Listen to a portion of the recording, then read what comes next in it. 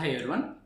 మనం ఈరోజు పార్ట్ టూలో solar industries balance sheet, cash flow statements, అలాగే డివిడెండ్స్, మేనేజ్మెంట్ అనాలిసిస్ చేయబోతున్నాము. ఇది రికమెండేషన్ కాదు, ఎడ్యుకేషన్ పర్పస్ మాత్రమే డిస్కషన్ చేస్తున్నాము. సో మీరు ఏదైనా ఫైనాన్షియల్ డెసిషన్ తీసుకునే ముందర కామన్ సెన్స్ యూజ్ చేసి తర్వాత డెసిషన్ తీసుకోండి.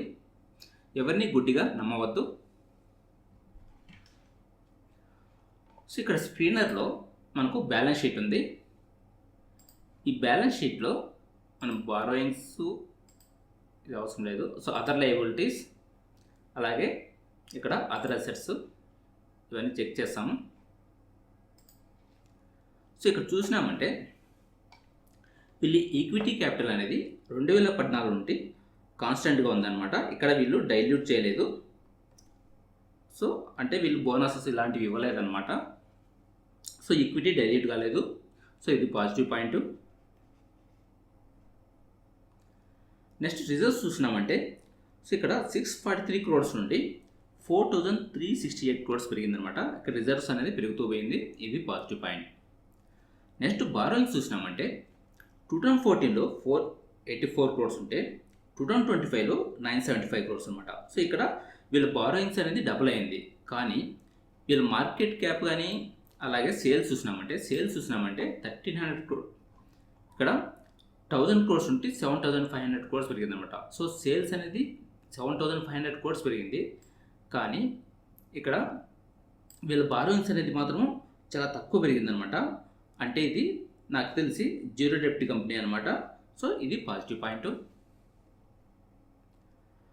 అలాగే ట్రేడ్ పేబుల్స్ చూసినామంటే సో ట్రేడ్ పేబుల్స్ అనేది వీళ్ళ సేల్స్ చూసినామంటే 9000 crores అలా ఉంది. ఇక్కడ సేల్స్ చూసినామంటే 7500 crores ఉంది. కానీ ఇక్కడ పేబుల్స్ చూస్తే ట్రేడ్ పేబుల్స్ 493 crores ఉందన్నమాట. అంటే వీళ్ళ వెండర్స్కు వెంటనే పే చేస్తున్నారు అనమాట. సో ఇది పాజిటివ్ పాయింట్. తర్వాత సో ఫిక్స్డ్ అసెట్స్ చూసినామంటే ఫిక్స్డ్ అసెట్స్ అనేది 491 crores ఉంటే 2696 crores పెరిగిందన్నమాట. సో ఫిక్స్డ్ అసెట్స్ పెరిగింది. అలాగే ఇక్కడ CWIP capital work in progress ఇక్కడ చూసినామంటే 2014లో చూసినామంటే 81 crores, 61 crores, 30 crores అలాగా కరెంట్ వచ్చి 703 crores. సో ఇక్కడ లాస్ట్ 10 years ఎవ్రీ ఇయర్ వీళ్ళు ఎక్స్పాండ్ అనేది చేస్తూ పోతున్నారన్నమాట. అది కూడా ఇప్పుడు కరెంట్ ఇయర్స్లో ఎక్కువ పెరుగుతూ పోతుందన్నమాట. అంటే ఫ్యూచర్లో వీళ్ళ సేల్స్ అనేది బాగా పెరిగే ఛాన్స్ ఉంటుంది. సో ఇది పాజిటివ్ పాయింట్. వీళ్ళు ప్రతి ఇయర్ క్యాపిటల్ వర్కింగ్ ప్రోగ్రెస్ చేస్తూ పోతున్నారు. అలాగే సేల్స్ పెరుగుతున్నాయి అన్నమాట. అలాగే ప్రాఫిట్స్ పెరుగుతున్నాయి. సో ఇవన్నీ పెరుగుతున్నాయంటే సో వీళ్ళ ఫ్యూచర్లో కూడా సేల్స్ ప్రాఫిట్స్ పెరిగే ఛాన్స్ ఉంటుందన్నమాట. సో ఇది పాజిటివ్ పాయింట్. సో వీళ్ళ డెప్ట్ అనేది చాలా తక్కువ ఉంది. అలాగే క్యాపిటల్ వర్కింగ్ ప్రోగ్రెస్ అనేది ప్రతి ఇయర్ చేస్తూ పోతున్నారు. అలాగే సేల్స్ అనేది ప్రతి ఇయర్ పెరుగుతూ పోతున్నాయి. అలాగే ప్రాఫిట్స్ అనేది పెరుగుతూ పోతుంది. డెప్ట్ అనేది చాలా తక్కువ ఉంది. అలాగే వీళ్ళు డివిడెండ్స్ అనేది కూడా ప్రతి ఇయర్ ఇస్తూ పోతున్నారు. అది చెక్ చేస్తాము. సో ఇలా చాలా పాజిటివ్ పాయింట్స్ ఉన్నాయన్నమాట. తర్వాత ఇక్కడ ఇన్వెంటరీస్ చూసినామంటే ఇన్వెంటరీస్ అనేది కూడా చాలా తక్కువ మెయింటైన్ చేస్తున్నామన్నమాట. 153 crores, 165 crores, ఇక్కడ 1040 crores. సో వీళ్ళ సేల్స్ అనేది 7500 crores ఉంటే ఇన్వెంటరీస్ అనేది 1000 crores మాత్రమే ఉంది. అంటే వీళ్ళు మ్యానుఫ్యాక్చర్ చేసినది తొందరగా బయటికి వెళ్ళిపోతున్నాయి అన్నమాట. సో ఇది పాజిటివ్ పాయింట్. అలాగే ఇక్కడ ట్రేడ్ రిసీవబుల్స్ చూసినామంటే 2014లో 195 crores ఉంటే ఇప్పుడు 1239 crores. సో 7500 crores వీళ్ళ ట్రేడ్ రిసీవబుల్స్ అనేది 1200 crores ఉందన్నమాట. అంటే దగ్గరగా 15% ఉంది అంతే. సో ఇది పాజిటివ్ పాయింట్ అనమాట. వీళ్ళ ట్రేడ్ రిసీవబుల్స్ తక్కువ ఉన్నాయి. అలాగే ఇన్వెంటరీస్ తక్కువ ఉంది. అలాగే ట్రేడ్ పేయబుల్స్ తక్కువ ఉందన్నమాట. సో వీళ్ళు వెండర్స్ తొందరగా పే చేస్తున్నారు. అలాగే వీళ్ళ కస్టమర్స్ నుండి తొందరగా రిసీవ్ చేసుకుంటారు అన్నమాట క్యాష్. అలాగే ఇన్వెంటరీస్ అనేది తొందరగా మూవ్ అవుతుంది. సో ఇవన్నీ పాజిటివ్ పాయింట్స్ అనమాట. ఓకే. సో ఇక్కడ మన బ్యాలెన్స్ షీట్ని బట్టి అర్థం ఏంటంటే సో బ్యాలెన్స్ షీట్ అనేది బాగున్నట్టుంది. తర్వాత మరికొన్ని చూస్తాం, మరికొన్ని పాయింట్లు ఇక్కడ చూసినామంటే సో డెప్టర్ డేస్ అనేది అంటే రిసీవబుల్ డేస్ 63, 55, ఇక్కడ 51, 60 ఈ రేంజ్లో ఉందన్నమాట. సో ఇక్కడ 60 డేస్ మాత్రం అంటే 2 మంత్స్లో వీళ్ళు కలెక్ట్ చేసుకుంటున్నారు, అది positive point. So inventory days చూసినామంటే ఇక్కడ 3 మంత్స్ ఉందన్నమాట. ఓకే, సో ఇక్కడ తక్కువ ఉంది. డేస్ పేబుల్ చూసినామంటే ఇక్కడ 63 డేస్, 46 డేస్, 41 డేస్, అంటే ఇక్కడ 1.5 మంత్లో వీళ్ళు పే చేస్తున్నారు అనమాట. సో ఇవన్నీ తక్కువ ఉంది. సో ఇక్కడ క్యాష్ కన్వర్షన్ సైకిల్ చూసినామంటే 2014లో 134 డేస్ ఉండేది, ఇప్పుడు 111 డేస్ తగ్గించినమాట. ఇంకా 2025లో 111 డేస్ ఉంది. అంతకుముందు చూసినామంటే ఇక్కడ 84 డేస్, 95 డేస్, 90 డేస్. సో ఇక్కడ ఇంకా ముందుగానే క్యాష్ కన్వర్షన్ సైకిల్ ఉందన్నమాట తక్కువ డేస్లో. సో ఇవన్నీ పాజిటివ్ పాయింట్. సో ROCE చూసినామంటే ఇక్కడ 2014 వచ్చి 18%, 19% తక్కువ ఉంది, కొంచెం తక్కువ ఉంది. తర్వాత అక్కడ నుండి 23%, 22, 24 ఇట్లా పోయింది. తర్వాత 2021లో మళ్ళీ కొంచెం తగ్గిందనమాట. మళ్ళీ 25, 36, 32, 37. సో లాస్ట్ 4 ఇయర్స్లో వీళ్ళ ROCE అనేది ఎక్కువ ఉంది. సో ఇక్కడ త్రూఅవుట్ 10 ఇయర్స్లో సో మోర్ దెన్ 18% ఉంది, అంటే వీళ్ళ ROCE బాగుంది. సో ఇది పాజిటివ్ పాయింట్ అనమాట. సో బ్యాలెన్స్ షీట్ బాగుంది, అలాగే ROCE బాగుంది. ఇప్పుడు షేర్ హోల్డింగ్ ప్యాటర్న్ చూస్తాము. షేర్ హోల్డింగ్ ప్యాటర్న్ చూసినామంటే సో ఇక్కడ 2022లో 73% ఉందన్నమాట.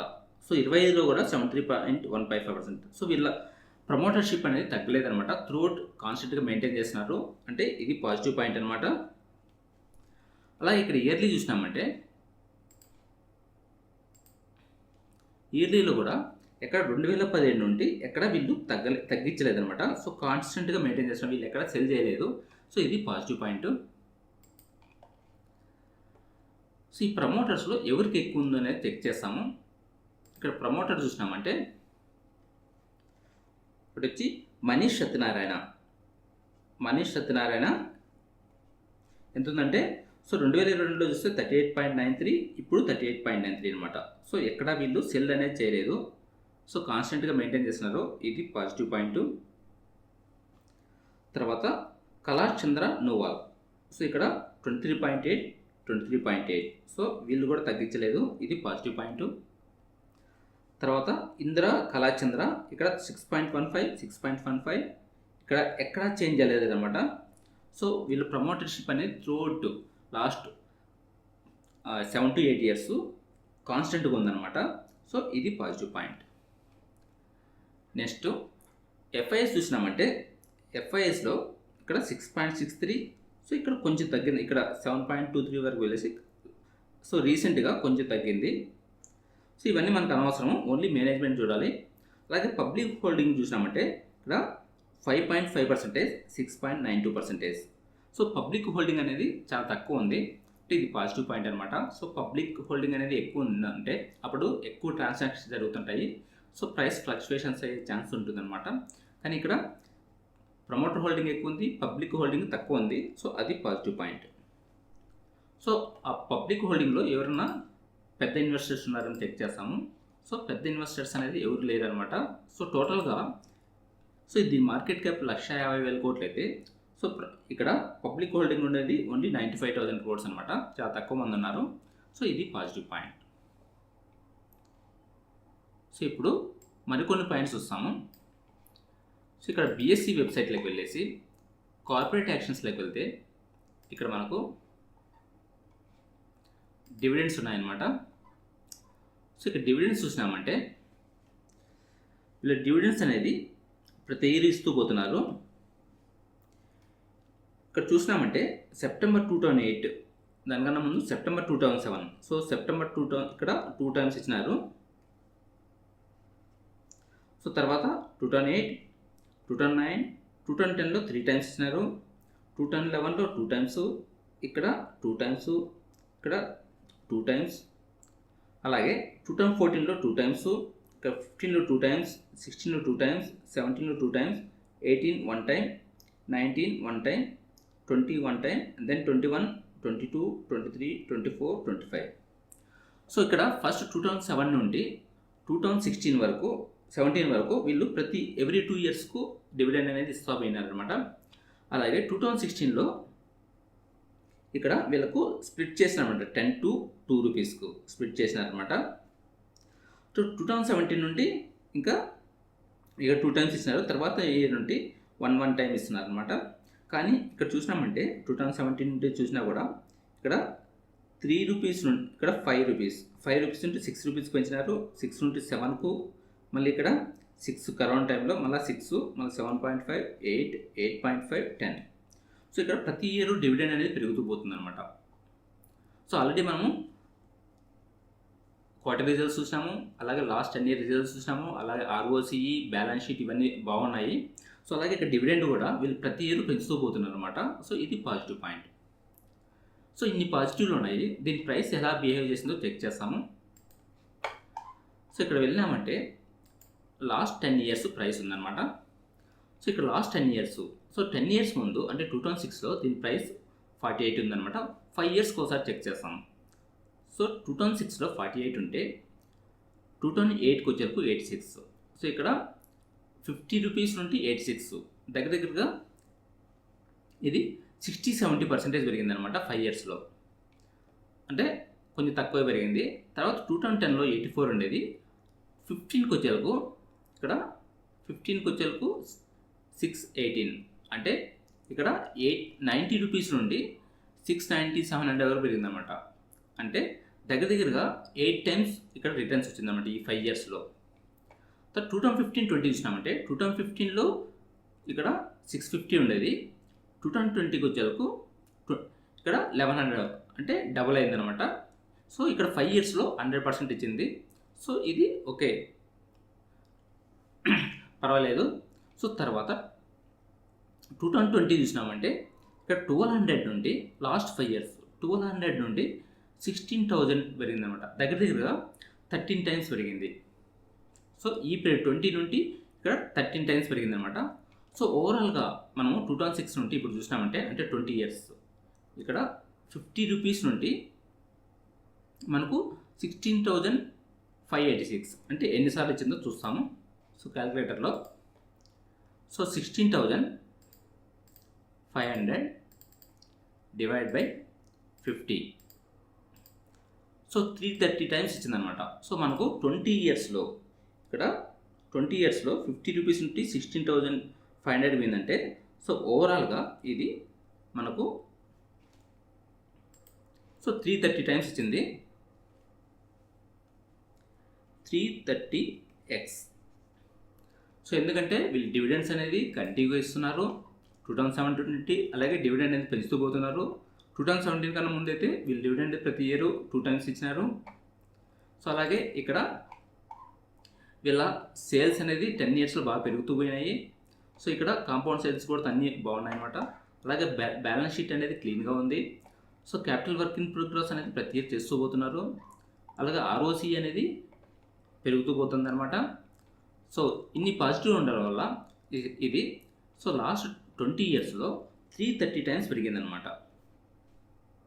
సో ఇది మల్టీ బ్యాగర్ స్టాక్.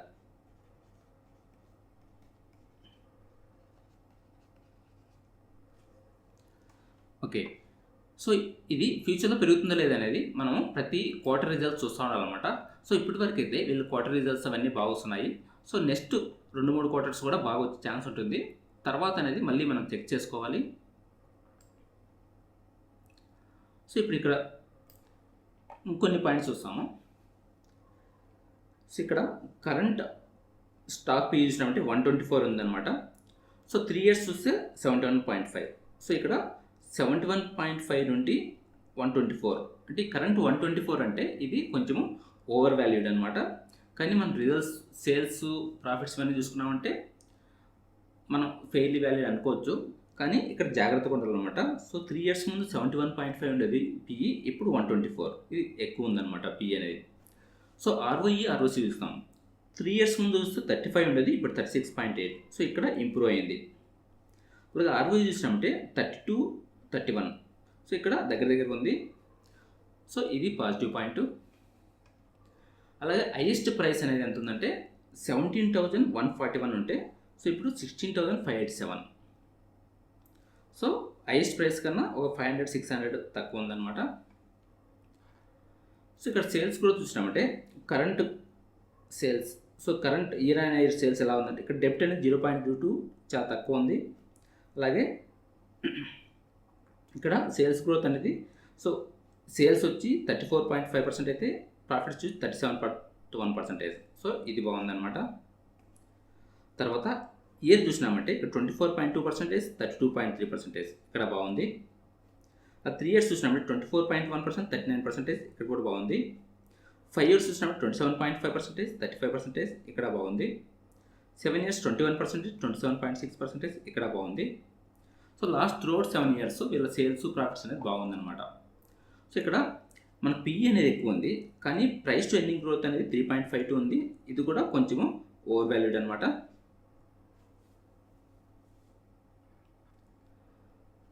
సో వీళ్ళు రిటర్న్స్ అనేది బాగా ఇచ్చింది.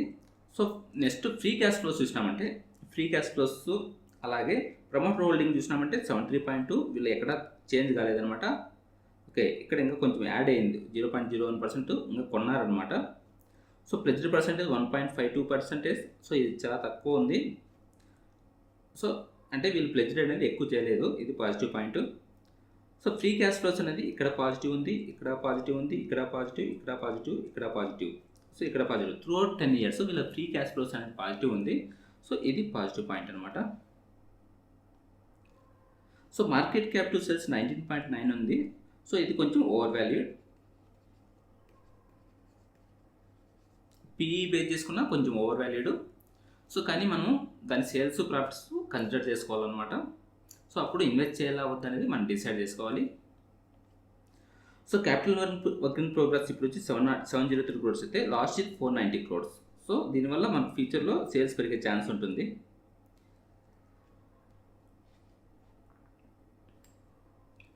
సో మన ఇప్పటి వరకు solar industries quarter results, annual results, balance sheet, అలాగే cash flows, price chart 20 years, అలాగే డివిడెండ్స్ మనం అనలైజ్ చేసినాము. సో త్రూఅవుట్గా సో వీళ్ళు అన్ని పారామీటర్స్లోన చాలా బాగున్నాయి, కానీ ఇది పిఈ అనేది ఎక్కువ ఉంది, అలాగే మార్కెట్ క్యాప్ టు సేల్స్ అనేది ఎక్కువ ఉంది, ప్రైస్ టు ఎర్నింగ్ గ్రోత్ అనేది ఎక్కువ ఉంది. సో కరెంట్ మార్కెట్లో ఇది కొంచెం ఓవర్ వాల్యూగా ఉండొచ్చు, కానీ మనం బై చేసేటప్పుడు కామన్ సెన్స్ యూజ్ చేసి సో చాలా జాగ్రత్తగా ఇన్వెస్ట్ చేసుకోవాలి. సో ఇంకోటి రీసెంట్ కరెక్షన్లో ఎలా జరిగిందనేది చెక్ చేస్తాము. ఇక్కడ చూసినామంటే సో ఇది ఎప్పుడంటే 5th July 2024. 5th July 2024లో ఎంత ఉందంటే 12,000 ఉందన్నమాట. సో తర్వాత మార్కెట్ కరెక్షన్ అయింది. సో కరెక్షన్ అయిన తర్వాత ఇది 12,000 నుండి మనకు ఎంతకు వచ్చిందంటే 8,600కి వచ్చింది. సో ఇక్కడ ఈ టైంలో మనం ఇన్వెస్ట్ చేసింటే బాగుంటుందన్నమాట, మనకు ఎక్కువ రిటర్న్స్ వచ్చే ఛాన్స్ ఉండేది. ఇక్కడ 12,177 నుండి ఇక్కడ 8,800 పడింది అనమాట. సో తర్వాత 8,800 నుండి ఎంత పోయిందంటే 16,500. సో ఇక్కడ రీసెంట్లో ఎప్పుడంటే 28th February 2025. సో మనకి ఈ పీరియడ్లో సో ఇక్కడ తగ్గింది, మళ్ళీ తర్వాత ఇక్కడ పెరిగిందనమాట. సో ఇక్కడ 100%. సో మనకి ఈ ప్రైస్ ఈ లో ప్రైస్ ఎప్పుడంటే 28th February 2025. సో అంటే March 1st నుండి మనకి ఇది 100% రిటర్న్స్ ఇచ్చిందనమాట. సో మనం ఇలాంటి స్టాక్స్లో ఇన్వెస్ట్ చేయాలంటే ఇప్పటికిప్పుడు ఇన్వెస్ట్ చేయలేము. సో మనం ఏమంటే ఇలాంటి స్టాక్స్ మనం వాచ్ చేస్తూ ఉండి సో ఎప్పుడైనా మార్కెట్ వల్ల ఇది కరెక్షన్ అయిందంటే సో అలాంటి టైంలో మనం ఇన్వెస్ట్ చేసుకున్నామంటే మనకు ఫ్యూచర్లో మంచి ప్రాఫిట్స్ వచ్చే ఛాన్స్ ఉంటుందన్నమాట. మనం ఇప్పటికిప్పుడు ఇన్వెస్ట్ చేయాలంటే సో దీని పిఈ అనేది అలాగే మార్కెట్ క్యాప్ టు సేల్స్ అనేది పీజీ అనేది ఎక్కువగా ఉంది. సో మనకు కొంచెం రిస్క్ అనమాట, దాన్ని మీరు గుర్తుపెట్టుకోవాలి. That's it for today. Thank you for watching. Have a nice day.